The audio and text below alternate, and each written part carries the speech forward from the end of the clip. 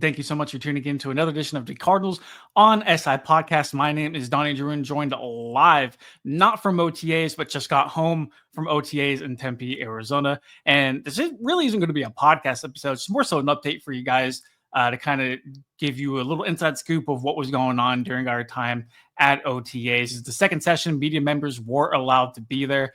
Mandatory mini camp will be next week, and then training camp will be a little bit later in July. Dates TBD as of now. And just a reminder, we're only allowed to see about 20 minutes of practice we are allowed to report.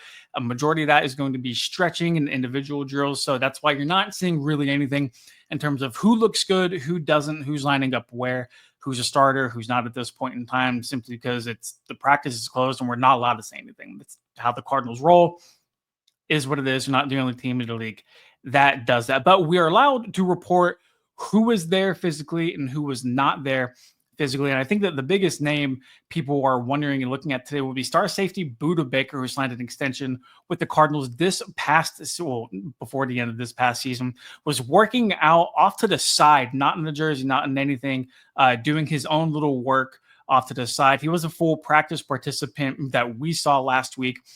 Week 2, not really sure what changed. May have picked up an injury. I don't think the contract is anything to worry about there. So maybe toning it down for Budda Baker ahead of mandatory minicamp and training camp. I think the Cardinals being very diligent with how they're doing things, how they're approaching things. And I think that's pretty evident in Jonathan Gannon's strategy heading into OTAs. Teams are allowed to have up to 10 or 9 practices. I forget which number. The Cardinals are only having 6. I think they really want to keep everybody healthy. And I think maybe Budda Baker being off to the side, maybe more than anything, was a precautionary tale. I'm not worried about it. I don't think Cardinals fans should lose sleep over it, but an interesting little nugget nonetheless. Now, last week, we saw a handful of names that were not there. Guys like Kelvin Beachum, Jonah Williams was off to the side and not with the team. Walter Nolan III, the team's first-round pick, also with Jonah Williams off to the side. Kelvin Beachum, Yade Froholt, the team starting center.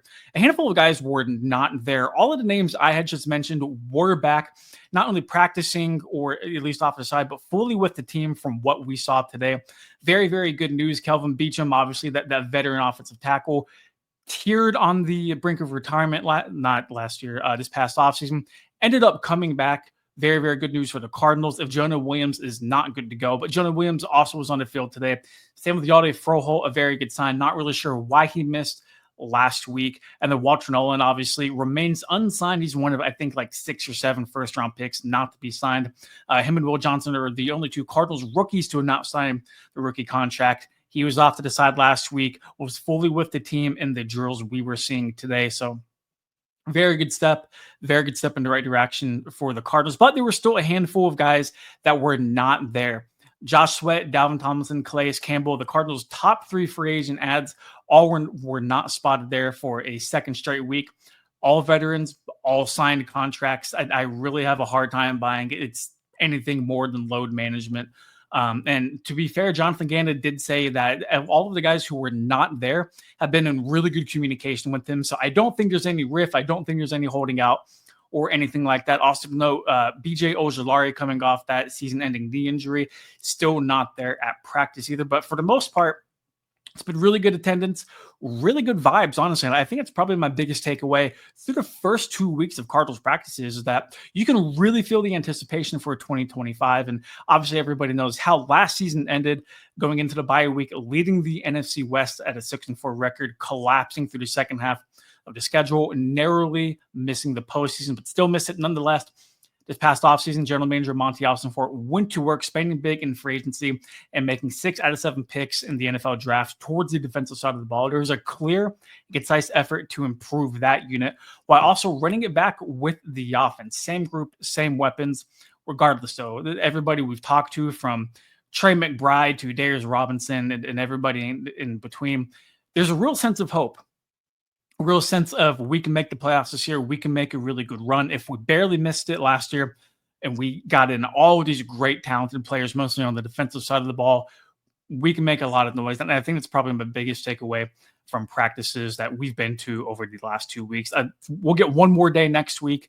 Can't really promise anything then. And then football season's pretty much here. We're going to have probably that month off between now and training camp, and then the ball will be rolling. And before you know it, preseason games that will be played in football season will literally be here right before we know it. But not too much to report from today at OTAs. Business as usual for the Cardinals, although they did gain back a handful of names that were not there last week. So overall, I think they're moving very positively in the right step, the right direction. Jonathan Gannon at least thinks so. And today he was asked about what statistics he thinks they could improve on, or how the statistics from last year may have played into it.